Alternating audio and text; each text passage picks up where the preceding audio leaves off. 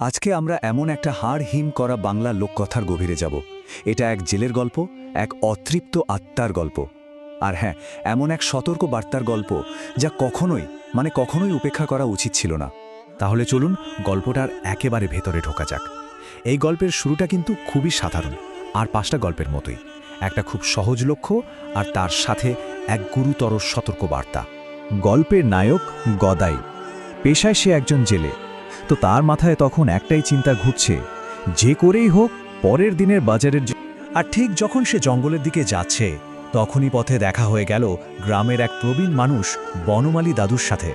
আর তিনি কিন্তু গদাইকে এক ভয়ঙ্কর বিপদের ব্যাপারে সাবধান করে দিলেন। এখানে মজার ব্যাপার হলো, সতর্ক বার্তাটা কিন্তু খুব নির্দিষ্ট ছিল।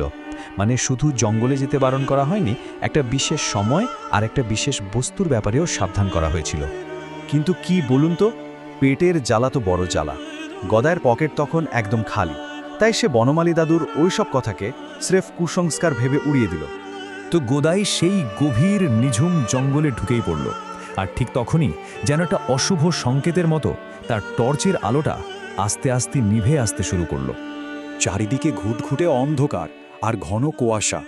এর মধ্যেই হঠাৎ করে তার চোখে কিছু একটা পড়ল। সে দেখল ঝোপের মধ্যে একটা পুরনো পিতলের হারিকেন লণ্ঠন পড়ে আছে। কিন্তু অদ্ভুত ব্যাপার হলো, ওটা একদম ঝকঝক করছে, যেন কেউ এইমাত্র পালিশ করে রেখেছে। বনমালীর সতর্ক বার্তার কথা তখন তার মাথা থেকে একদম বেরিয়ে গেছে। সে কিচ্ছু না ভেবে লণ্ঠনটা জ্বালিয়ে দিল। আর ঠিক সেই মুহূর্তে সে যে নিজের অজান্তেই এক ভয়ঙ্কর অভিশাপকে জাগিয়ে তুলল আর নিজের ভাগ্যকে চিরদিনের মতো বেঁধে ফেলল, সেটা সে টেরও পেল না। তো সেই অভিশপ্ত লণ্ঠন হাতে নিয়ে গদাই এগোচ্ছে, আর কিছুক্ষণের মধ্যেই তার সামনে এসে দাঁড়ালো কালো কম্বলের শরীর ঢাকা এক অদ্ভুত মূর্তি। এর চেহারাটা এতটাই ভয়ঙ্কর যে দেখেই বোঝা যাচ্ছিল এ কোনো মানুষ নয়, এ আর কেউ না, এ হলো সেই অভিশপ্ত প্রহরী নিধিরামের ভূত। এরপর নিধিরাম তার নিজের দুঃখের গল্পটা শোনালো, আর সেই সাথে প্রকাশ করল সেই ভয়ঙ্কর অভিশাপের কথা, যে ফাঁদে গদাই না জেনেই পা দিয়ে ফেলেছে। এইবার অভিশাপের শর্তটা জলের মতো পরিষ্কার হয়ে গেল। নিধিরাম মুক্তি পাবে, কিন্তু তার বদলে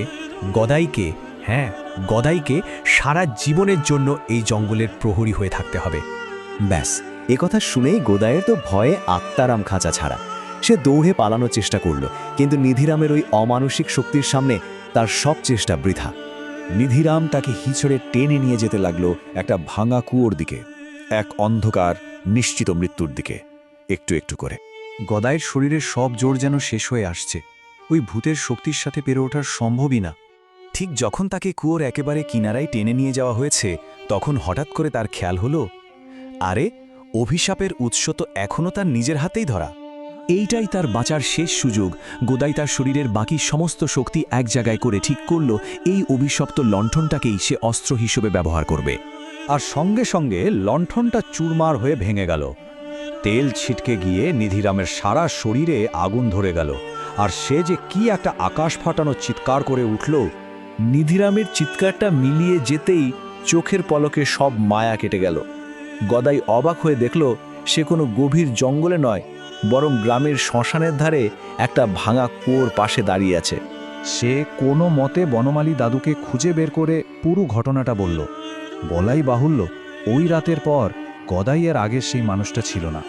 গদাইয়ের কথা শুনে তো বনমালী দাদু শিউরে উঠলেন। তিনি বললেন যে গদাইয়ের গল্পটা একদম সত্যি।